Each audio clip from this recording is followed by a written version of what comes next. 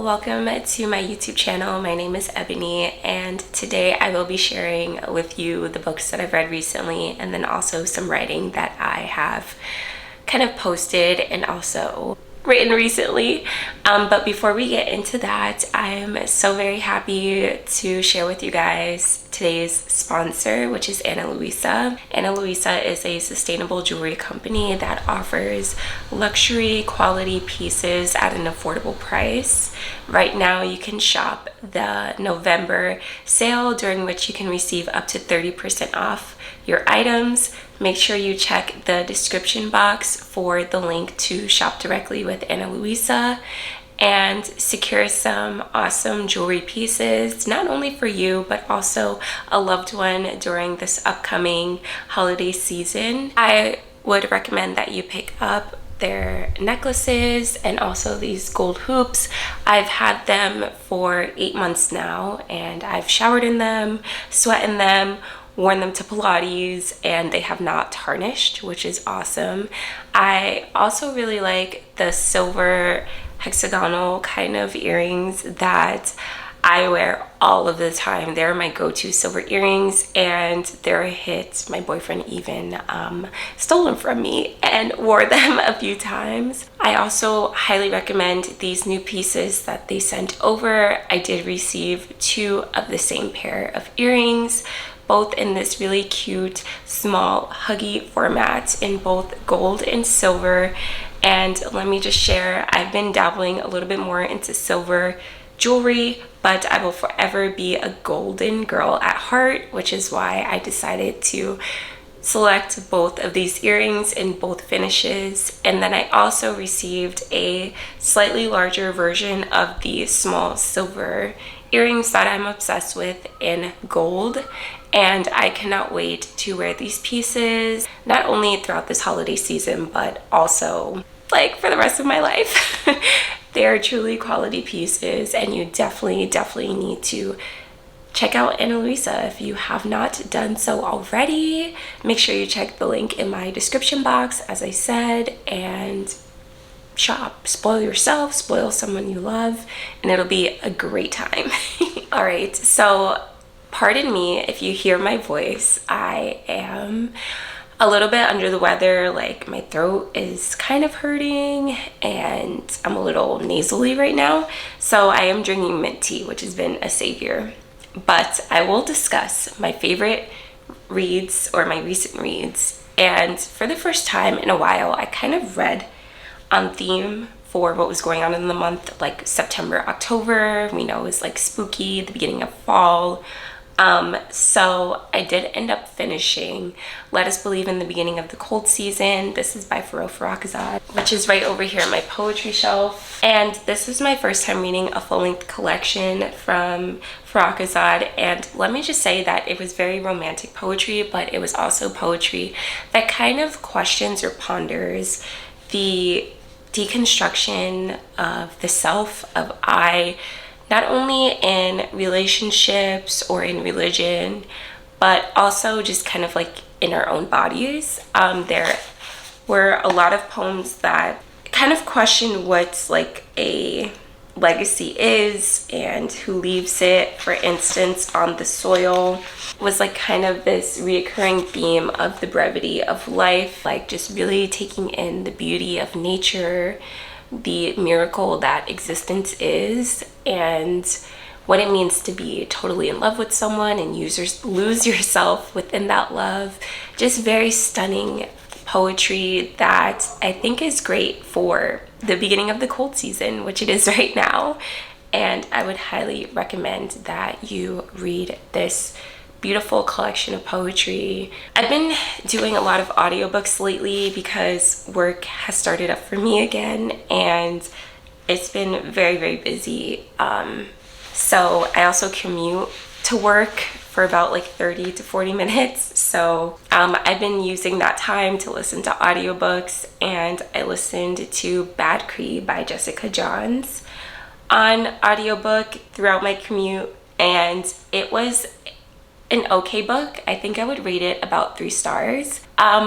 There were very interesting aspects and elements to it.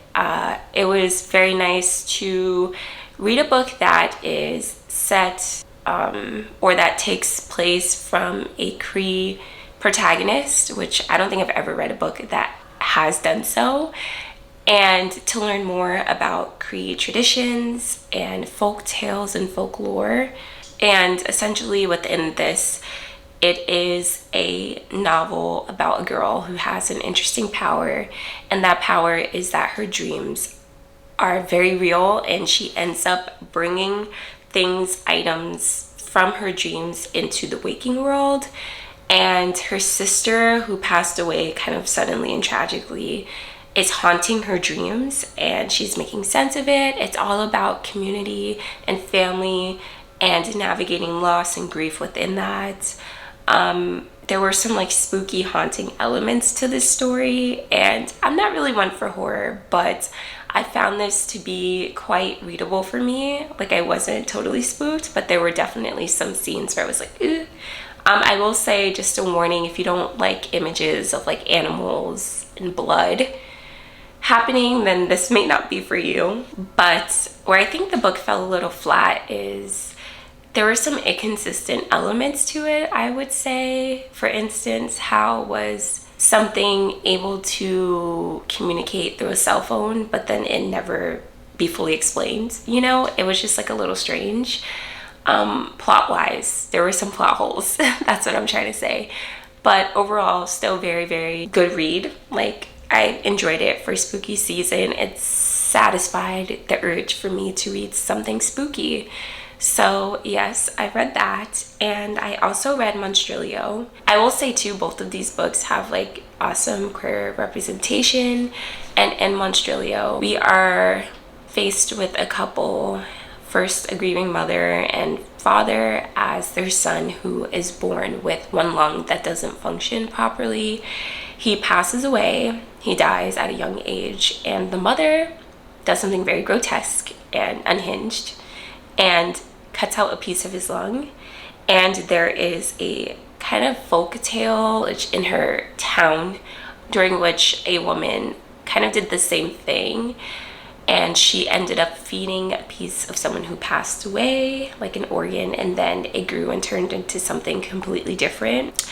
And that's what happens with Monstrilio. So we're just following this family who's been racked with grief and comes out of feeding a dead thing. And I just thought it was such an interesting exploration of grief that was a bit uncomfortable at times, but it was awesome because you got the story from different perspectives, like the grieving mother, like the grieving father, but then also Monstrilio himself, which is a little monster, and what they do to Monstrilio and how Monstrilio kind of adapts to living in this world is very, very interesting. And I think the overarching theme between these two stories, and then also even Beloved by Toni Morrison, which is what I'm reading, is how we are haunted by the things that we hold on to and the stories that we tell, which is a very always like nice reminder, I think, as a lover of storytelling. And yeah, it was just, Monstrilio was great. I think I rated it 4 out of 5 stars. But I think I mentioned that I've been reading Beloved, which is going great on audiobook.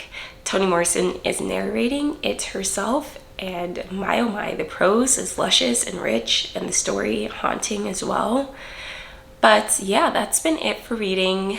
I've also been writing. You can follow me on TikTok and Instagram. I post more of my writing there.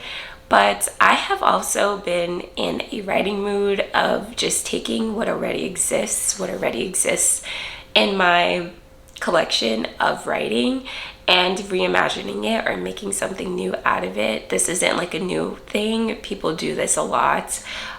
So I wrote an erasure poem, the original being this version, and then I changed it into this, which is a very nice way or suggestion I would have for you if you're in writer's block. Like, look at your own collection of poetry and kind of think about a way that you can transform it.